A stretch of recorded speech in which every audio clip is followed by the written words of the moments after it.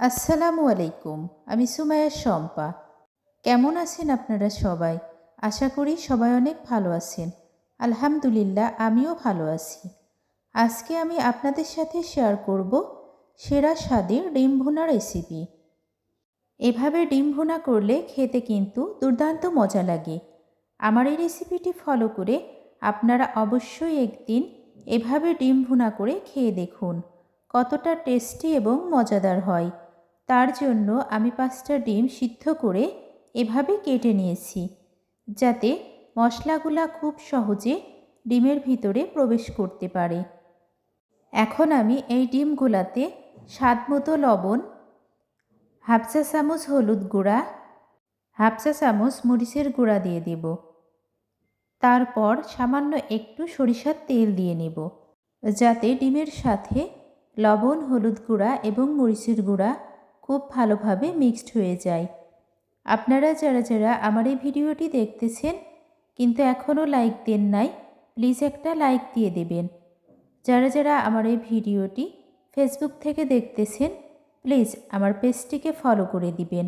আর যারা ইউটিউব থেকে দেখতেছেন প্লিজ আমার চ্যানেলটিকে সাবস্ক্রাইব করে দিবেন। গরম কড়াইয়ে এখন আমি পরিমাণ মতো সরিষার তেল দিয়ে নিচ্ছি। তেল গরম হয়ে এসেছে। গরম তেলে আমি ডিমগুলা ভেজে নেব। চুলার জালটা মিডিয়াম টু লো হিটে রেখে এই ডিমগুলা ভেজে নিতে হবে। ডিমগুলা খুব বেশি ভাজার দরকার নেই, কারণ ডিম যদি বেশি ভাজা যায় তাহলে কিন্তু ডিমের উপরের স্ক্রিনটা শক্ত হয়ে যাবে আর তখন খেতে মজা লাগবে না। ডিমগুলা ভাজা হয়ে গেছে, এখন আমি উঠিয়ে রাখব। তারপর আমি এই তেলের মধ্যেই কিন্তু মশলাগুলা দিয়ে নেব। এখন আমি একটু পেঁয়াজ থেতো করে নিয়েছিলাম, সেটা দিয়ে দিলাম। এটাকে একটু নাড়া দিয়ে নেব। তারপর একে একে সব মশলাগুলা অ্যাড করতে থাকব। এখানে আমি আদা, রসুন, জিরা, এলাচ সবগুলো উপকরণ পেস্ট করে নিয়েছি, সেটা 2 টেবিল চামচ দিয়ে দিলাম। হাফ চা চামচ হলুদ গুঁড়া, হাফ চা চামচ মরিচের গুঁড়া, হাফ চা চামচ পরিমাণ ধনিয়া গুঁড়া। এবার সামান্য একটু মেথি গুঁড়া দিয়ে দেব সুন্দর একটা ফ্লেভার আসার জন্য। উপকরণগুলোকে আমি খুব ভালোভাবে কষিয়ে নেব। আবারও বলতেছি, যারা যারা আমার এই রেসিপিটি দেখতেছেন কিন্তু এখনও লাইক দেন নাই, প্লিজ একটা লাইক দিয়ে দেবেন। মশলাটা কষানো হয়ে গেছে, এখন আমি ভেজে রাখা ডিমগুলা দিয়ে দেব। তারপর 1 মিনিটের মতো ডিমগুলা আমি একটু নাড়া দিয়ে নেব। ডিমগুলাও মশলার সাথে কষানো হয়ে গেছে। এবার পরিমাণ মতো পানি দিয়ে নেব। আমি পানির পরিমাণটা কম দেব, কারণ আজকে আমি ডিমগুলা একেবারে ভুনা রাখব।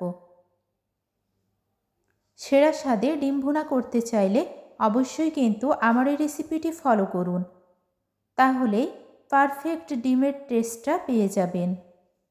আশা করি আমার রেসিপিটি আপনাদের কাছে অনেক ভালো লাগবে। একেবারে অল্প উপকরণে এবং অল্প সময়ে এভাবে ডিম ভুনা করলে খেতে কিন্তু দুর্দান্ত মজা লাগে।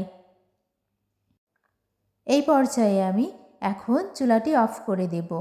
তারপর মিক্সিং বলে পরিবেশন করে নেব। ডিম ভুনা রেসিপি কতটা লোভনীয় হয়েছে দেখে অবশ্যই বুঝতে পারতেছেন। এভাবে ডিম ভুনা করে বাসায় যদি অতিথি আসে তাদেরকেও কিন্তু দুপুরের খাবারের টেবিলে পরিবেশন করে দিতে পারেন। সঙ্গে থাকার জন্য সবাইকে অসংখ্য অসংখ্য ধন্যবাদ। ভালো থাকবেন সবাই। আসসালামু আলাইকুম ওয়া রাহমাতুল্লাহি ওয়া বারাকাতুহু। আল্লাহ হাফিজ।